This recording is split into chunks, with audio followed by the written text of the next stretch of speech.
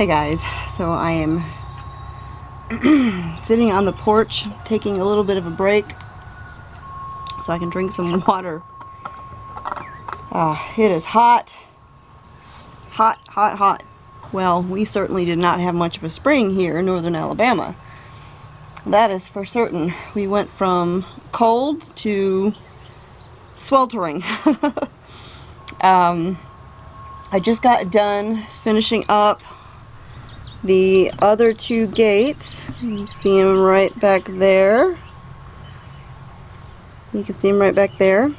I did have to do a slight modification to one of them because apparently when I put one of them together, something wasn't perfectly square. I'm thinking the horizontal board that goes kind of through the center might have been a little too long, so it threw it off about 1/4 of an inch. So I had to shave down the side so that it could close properly.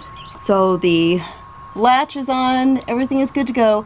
I do have one thing that I need to do though, and that is to kind of stabilize the center, so if there's strong wind or anything like that, it won't have the doors bouncing back and forth. They're latched, so they're connected to each other, but you don't want them, you know, shaking back and forth. So I'm pretty sure I have everything that I need. I just have to go look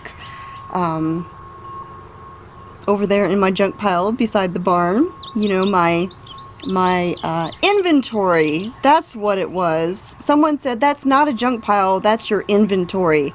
I am going to stick with that. Yes, I'm gonna go look in my inventory beside the barn because I'm pretty sure I've got everything that I need to do for what I'm wanting to do.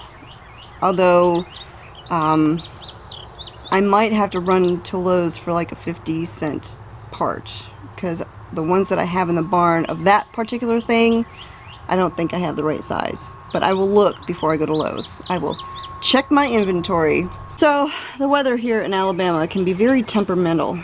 It's not very cooperative most times of the year, except maybe in the 1 week of fall and the 1 week of spring that we have around here. Because winter, while it's cold and damp, there's no snow, so it's not fun.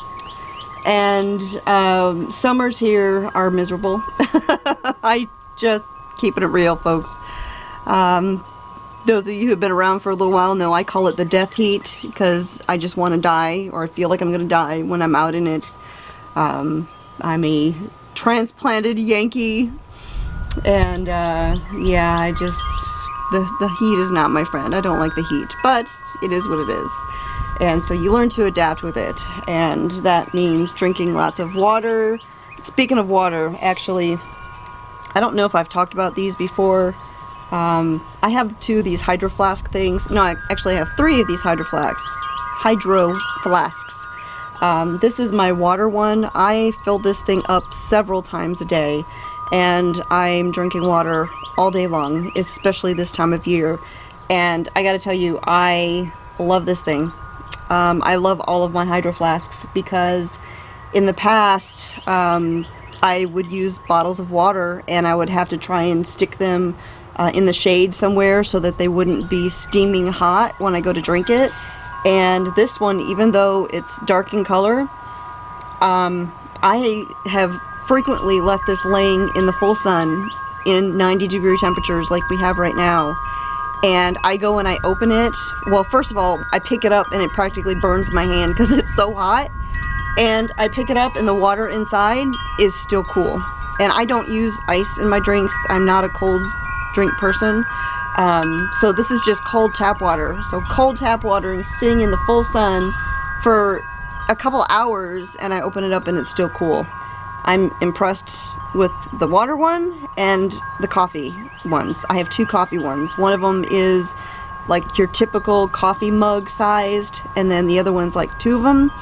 A lot of mornings I come out here and I have this one and one of my coffee ones because I want to get started working before it gets too extremely insanely hot, but I still want to drink my coffee and enjoy it, so I'll come out here with coffee in one and water in the other, and I just kind of double fist it. And the double-sized one. It's about this size, but it's got a different cap for coffee. I have filled that up at 7 o'clock in the morning and forgotten all about my coffee and picked it up in the afternoon, and my coffee was still warm and enjoyable. So I've used a lot of insulated beverage containers over the years, and these Hydro Flasks are not cheap, but I think they are worth every penny.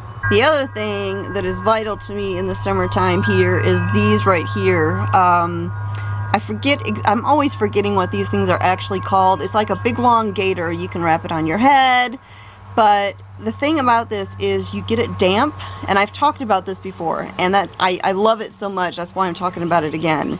But you get this thing wet, you snap it, and it's instantly cold. And like, I can be out there in the hot sun and I'm sweating and I'm nasty, and this thing is nice and cool, and over time it might get warm.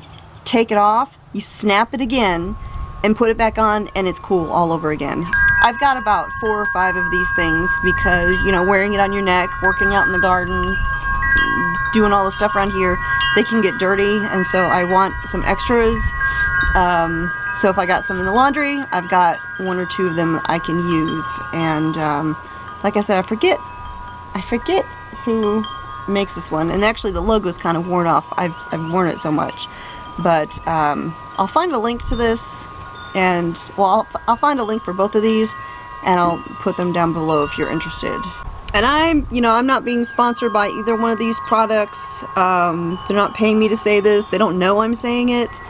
But when I find something that I find extremely useful and I use it a lot and I love it, I like to share that information because I appreciate it when others share it with me. Yeah, so drinking my water and taking a break on the porch. Hey guys, so I am getting dinner started. I'm trying to get on it. Now that the hot weather is here, I am really going to be putting my slow cooker to a lot of use. I mean, a lot of people seem to think crock pot slow cookers are winter appliances, but let me tell you something. When you are outside working all day long and you come in and you realize you haven't cooked anything, the last thing you want to do is stand over the stove. I mean, I'm just saying. And using your slow cooker, starting your food in the morning, and coming into dinner done is fantastic. So not only do you not have to stand over the stove, your slow cooker also does not heat up your house like your oven or your stove would. Now today I'm actually going to use my Instant Pot. The recipe I'm doing is a slow cooker recipe, but got started on it late, so I'm tossing it in the Instant Pot instead. And I have to confess to you guys, I have my Instant Pot. It's very handy, but I prefer my slow cooker. I just think the food in the slow cooker turns out better. Though I do have to say that being able to cook fresh eggs, making hard-boiled eggs, hard-cooked eggs, and actually being able to peel them makes the Instant Pot worth it. I mean, if for no other reason, because I've tried every tip, every trick out there over the years, every one I've ever seen, and none of them ever worked. You could not get those eggs peeled. But doing them in the Instant Pot, they practically leap out of their shells. So the Instant Pot does have its uses, and it does come in handy when you get late on things and being able to cook a meal quickly, but I prefer the slow cooker.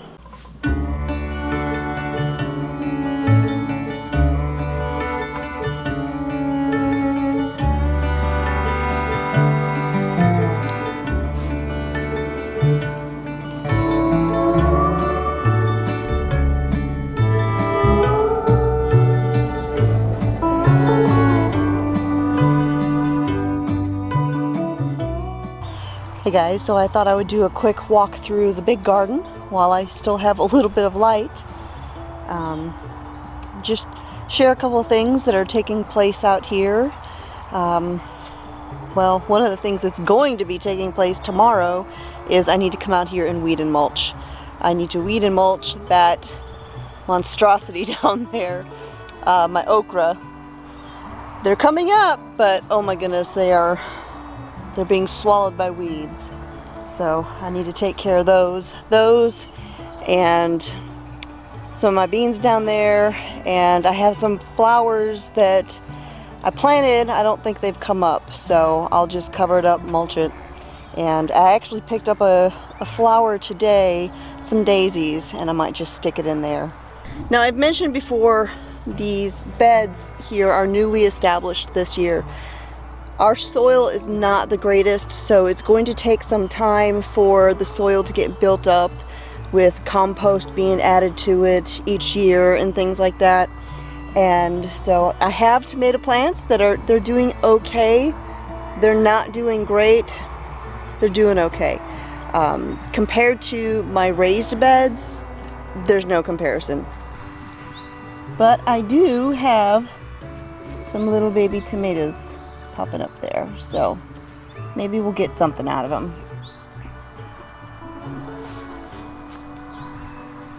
The zinnias are coming up, the marigolds. I actually planted those backwards. Zinnias are taller than marigolds. The marigolds should have been in the front, but that's okay.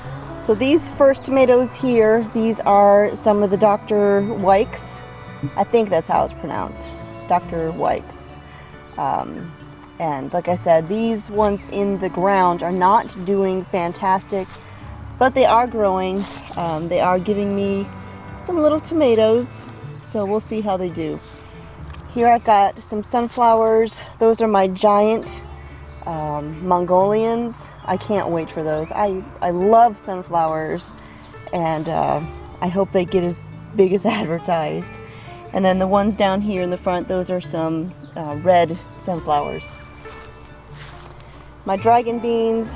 Now I have a couple different kinds of beans that I've planted here, and some of them are doing all right, some of them are struggling with pests. My poor Chinese noodle beans, it's funny, one side of the trellis is doing okay, the other side of the trellis is being hit hard. I've got some neem oil. I'm going to go ahead and spray them down. I don't like to use a lot of pesticides, but neem oil is a safe for organic gardens kind of thing. And if I don't do something, I will lose those plants completely. I'll show you them here in a second. Here is Amish paste tomato plants. And you can tell, I mean, look how spindly these plants are. You know, like I said, they're doing okay, but they're definitely not anything to compare to the ones in the ground or in the raised beds. My roselle flowers coming up, cosmos. Right here, these are the vernissage tomatoes, and they're doing a little bit better than the other ones in the ground. I've got several tomatoes developing there. I've got some more down here, and I really don't know much about these vernissage tomatoes, so I kind of need to go read up on them, I think. They were my freebies from Baker Creek. See how pretty those things are. They're kind of streaky. I'm wondering if maybe that's one of their traits. Alright, here's my green beans. And most of them are doing all right, but all of a sudden I've got this happening. And I'm not sure exactly what is doing it, but yesterday I think I saw a Mexican bean beetle. And that would explain it.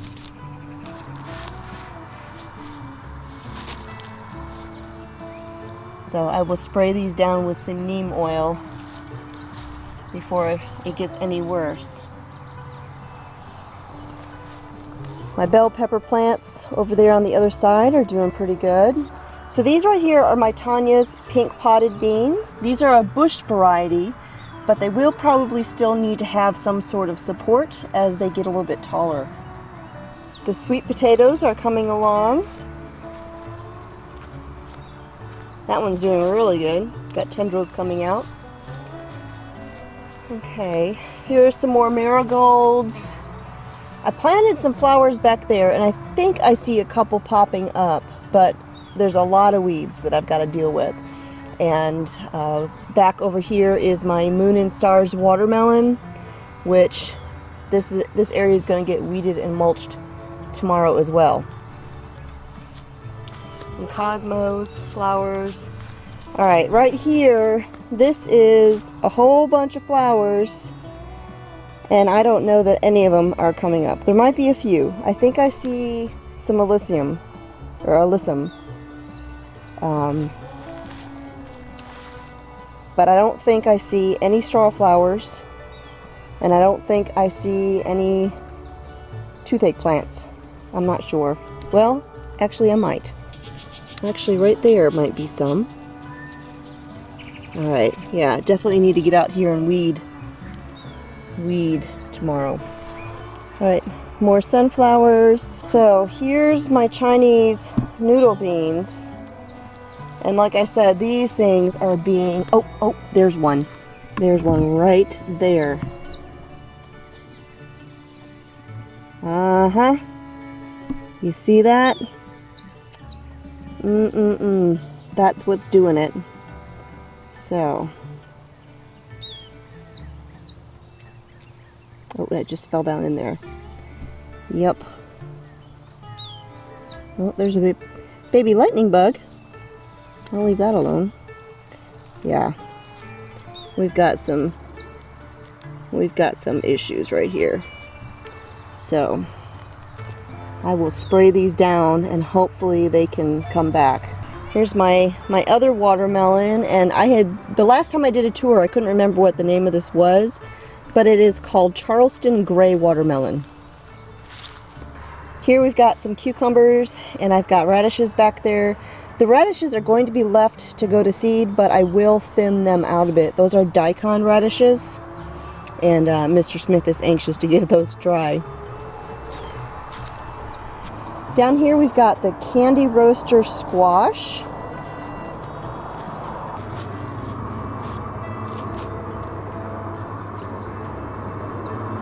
Ooh, I don't like you. I'm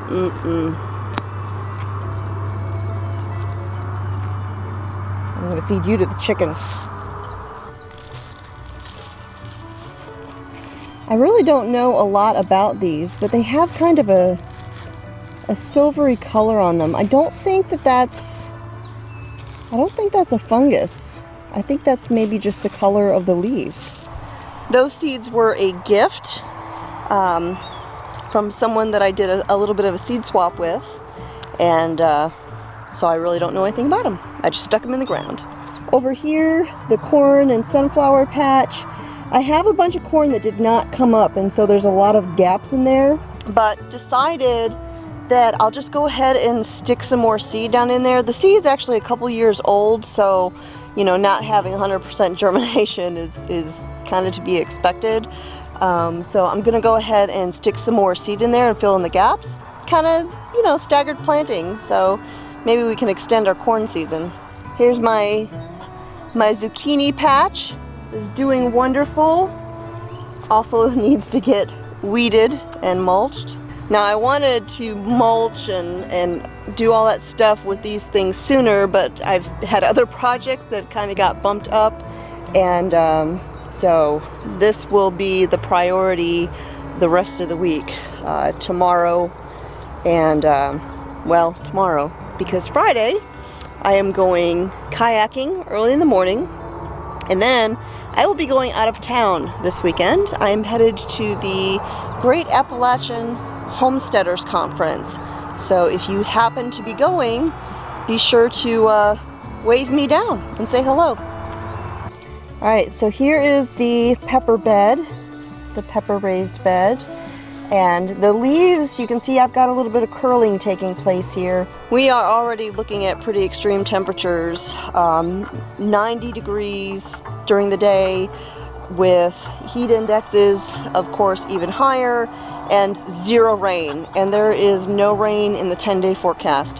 And so I've been coming out here and trying to water a lot, because as you can see, some of my plants are showing a little bit of stress. Oh! Well, hello there.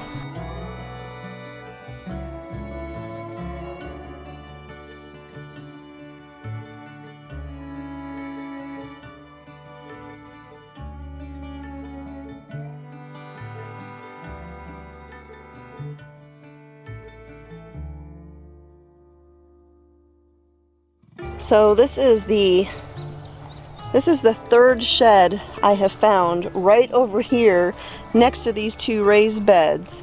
I found two yesterday, and now here is a third. We have lots of snakes around here. And this is probably another king snake, which doesn't bother me one bit that I have those out here, because they eat venomous snakes and they eat rodents, and yeah, perfectly happy with those. And then the tomato bed, and already you can see what a difference there is between these plants and the plants over there in the ground. These plants I've had to prune quite a bit. I mean, you can see they're quite bushy, and that's with me pruning them.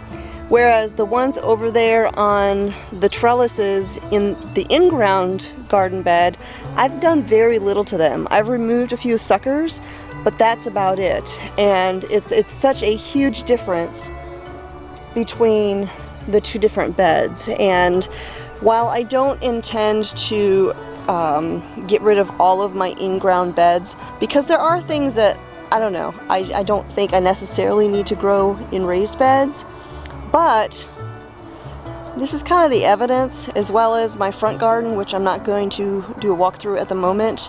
The bugs, the biting bugs, are they're starting to come out, and I still need to do a little bit of watering, like these two beds that are showing some stress. But I will be building some more raised beds, just like these, because I really like them. And a question that a lot of people often ask is, how often do you need to water your garden? And you don't have to water every day. I mean, if you get some rain, you probably don't have to water for the next couple days. But your plants will tell you. When your tomato leaves are curling up like this, they're curling up to protect themselves from the heat. And this is the first sign that they need a little bit of water, and they need a little bit of a break. So I'm going to very quickly water these two beds, the tomato bed and the pepper bed, and head in the house. And I definitely need to come out here in the morning and do a little bit more pruning, because I got some suckers that have popped up here and there. Look at these beauties. Truly, these are Blue Beauty tomatoes from Wild Boar Farm, and I am loving these things. So I gotta say, I think those Blue Beauties might be my new favorite tomato. We'll have to see how it all turns out, but I'm starting to get bit by the no-see-ums, so I need to get over there and water these real quick and call it a night. So thanks for coming through the garden with me, you guys. I'll talk to y'all next time.